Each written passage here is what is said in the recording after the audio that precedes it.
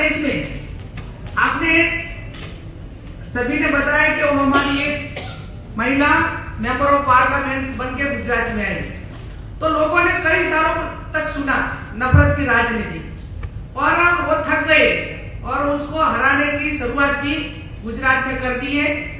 अब चॉइस में एक सीट दी है, आने वाले चुनाव में नरेंद्र मोदी गुजरात में ही घेर जाएंगे और सारी सीटें अगर सबसे ज्यादा से ज्यादा सीटें कांग्रेस पार्टी को मिलेगी। और मेरा कहने की बात यह है कि लोगों को इसकी असलियत का पता चल गया है। 41 सीट में आ गई है न 31 सीट में असेंबली में आ गई है। और इंडिया में नफरत पैदा करने का जो स्टार्टिंग हुआ वो गोधरा कांड से हुआ। आज वही इंसान देश के प्राइम मिनिस्टर हैं और वही गुजरात में आके बोलते हैं कि लोगों कांग्रेस पार्टी अगर उसका पीएम बनेगी, उसकी सरकार बनेगी तो तुम्हारी भैंस चोरा के ले जाएगी। आपने सुना होगा। तो देश का प्रधानमंत्री भैंस चोराने की बात करते हैं। अल्पसंख्यक लोगों का जो सारी सुविधाएं हैं, वो फैसिलिटी है, वो कांग्रेस पार्टी मुसलमानों को दे देगी। वो ऐसा प्रधानमंत्री नहीं बोल सकते, लेकिन उसका तो बोलने का तरीका आपने सुना होगा कि प्रधानमंत्री की जो लैंग्वेज है, एक क्राइम वाले नहीं बोलते, ऐसी भाषा देश के प्रधानमंत्री बोल रहे हैं। और अभी सभी देशवासियों को पता चल गया है और हमारे लीडर राहुल जी ने तय किया है कि डरो मत। सारे लोग राहुल जी के साथ जुटे और वो डर से बाहर निकले। जब लोगों डर से बाहर निकलेंगे तब आपने बताया, आपने तो बढ़ा है लेकिन हमने तो देखा है।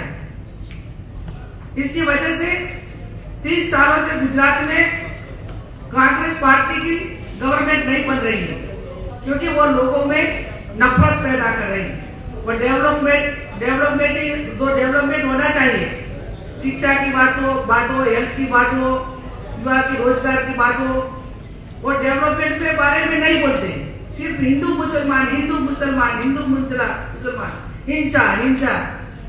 और जहां भी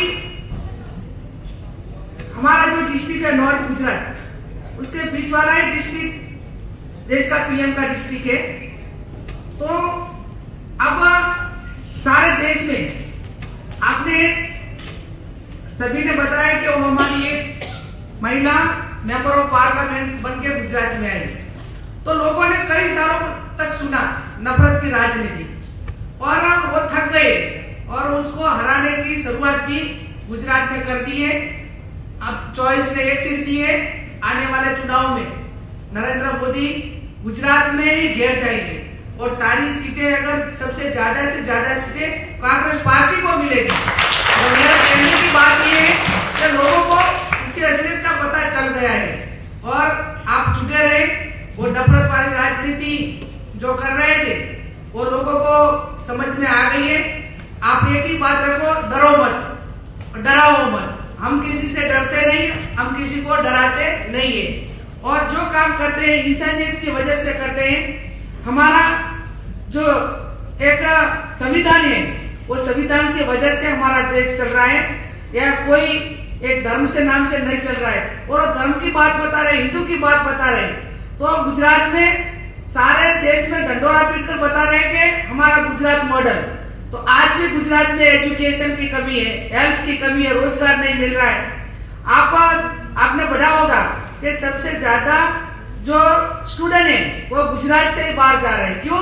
कि वहां अच्छी फैसिलिटी नहीं मिल रही। तो मैं एक ही बात बताना चाहती हूँ कि हम संविधान के रखवाले हैं और आने वाले दिनों में सभी एमपी ने भी हाथ में संविधान रखकर कसम खाई और जो मेंबर ऑफ पार्लियामेंट में संविधान लेके जाते हैं, तो हमें जो करना है वो संविधान की वजह से करना है और डरो मत, डराओ मत, वो राजनीति करना है। एक और है, मैं पूछना चाहती हूँ मैम, यहाँ पे 95% मुझे लगता है जो हम शक्ति हमारी मेंबर्स कोऑर्डिनेटर्स हम लोग हैं, हम लोग सब एक नॉन पॉलिटिकल फैमिली से हैं और हम सब एक साधारण परिवार से हैं, मेहनत करके बिजनेस करके हम यहाँ तक पहुंचे हैं। तो जब हम पहली बार अब हम नेक्स्ट सोचते हैं कि हम टिकट लेके हम लड़ने के लिए जाएंगे, तो आप जब गए होंगे या आप हमें ऐसे कौन से 3 या 4 पॉइंट बताइए जो हमें भी ध्यान में रखने चाहिए एक साधारण परिवार के लिए, जैसे आप आए आगे ऐसे हम भी। तो आप कभी लोकल बॉडी का चुनाव लड़ी या नहीं लड़ी? नहीं मैम, हम नहीं लड़ी जी। तो मैं तो पहले वही बताना चाहती हूँ कि पहले आप एमएलए का सोचती होगी, एमपी का सोचती होगी, लेकिन शुरुआत आप अगर लोकल बॉडी चुनाव से करेंगे तो आपका एक्सपीरियंस है वो बढ़ेगा और आपको समझ में आ जाएगी बात कि चुनाव में जाने से पहले और चुनाव जीतने के बाद क्या करना है और आगे बढ़ने के लिए क्या करना है। मैं डायरेक्ट मेंबर ऑफ पार्लियामेंट बन जाती तो मुझे पता नहीं चलता, और जो लोगों ने मुझे चंदा दिया, मुझे जीरो ग्राउंड में फंडिंग किया, वो कई सालों तक 20 या 25 साल लोगों की मैंने सेवा की। मैंने बताया कि लड़कियों की बढ़ाई के लिए मैंने हॉस्टल बनवाई, सामूहिक शादी करवाई, लोगों का प्रोटेक्शन का काम किया। तो वो काम हम लोकल बॉडी का चुनाव जाते और आपका एरिया लोकल बॉडी में जो एरिया है छोटा होता है। अब छोटा एरिया में काम कर सकती हो तो बड़े में भी कर सकती हो, लेकिन आप हो सके तो मैं जो बात बताई लोकल बॉडी इससे स्टार्ट कीजिए और हमारे जो सीनियर लीडर है उसका एक्सपीरियंस लेना होगा, और जो आपके एरिया में भी आपके पार्टी के सीनियर लोग होंगे तो उसका काम करने का जो तरीका है वो तरीका देखकर आप भी आगे बढ़ सकते हैं।